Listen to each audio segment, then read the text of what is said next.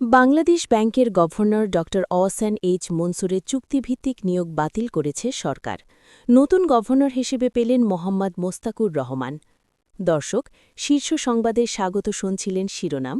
আমাদের সহকর্মী সোহেল হাসানের তথ্য ও ভিডিও চিত্রে এবার বিস্তারিত। আপনাদের সাথে আছি আমি, সাবিনা আফরিন। বাংলাদেশ ব্যাংকের গভর্নর ড অহসান এইচ মনসুরের চুক্তিভিত্তিক নিয়োগের অবশিষ্ট মেয়াদ বাতিল করেছে সরকার। একই সঙ্গে নতুন গভর্নর হিসেবে মোহাম্মদ মোস্তাকুর রহমানকে নিয়োগ দেওয়া হয়েছে।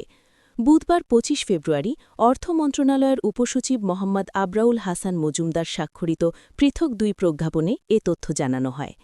আহসান এইচ মনসুরের নিয়োগ বাতিলের প্রজ্ঞাপনে বলা হয়েছে, অর্থ মন্ত্রণালয়ের আর্থিক প্রতিষ্ঠান বিভাগের ১৩ আগস্ট ২০২৪ তারিখের ৫৩.০০০.৩১১.১৬.১৭.৬০ সংখ্যক প্রজ্ঞাপন মূলে বাংলাদেশ ব্যাংকের গভর্নর পদে নিয়োগকৃত ড অহসান এইচ মনসুরের নিয়োগের অবশিষ্ট মেয়াদ এতদ্বারা বাতিল করা হল।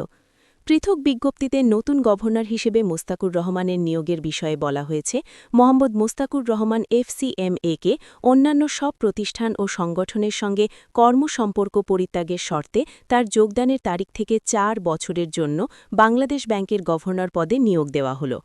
এতে আরও বলা হয়, গভর্নর পদে দায়িত্ব পালনকালে সরকারের সঙ্গে সম্পাদিত শর্তানুযায়ী তিনি বেতন ভাতা ও অন্যান্য সুবিধা বাংলাদেশ ব্যাংক থেকে গ্রহণ করবেন। নিয়োগের অন্যান্য বিষয়াদি চুক্তিপত্রের মাধ্যমে নির্ধারিত হবে। জনস্বার্থে জারি করা এই আদেশ অবিলম্বে কার্যকর হবে বলে প্রজ্ঞাপনে উল্লেখ করা হয়েছে। জানা গেছে, মোস্তাকুর রহমান বাংলাদেশ পোশাক প্রস্তুতকারক ও রপ্তানিকারক সমিতির সদস্য এবং হেরা সোয়েটার্স নামে একটি পোশাক কারখানার মালিক।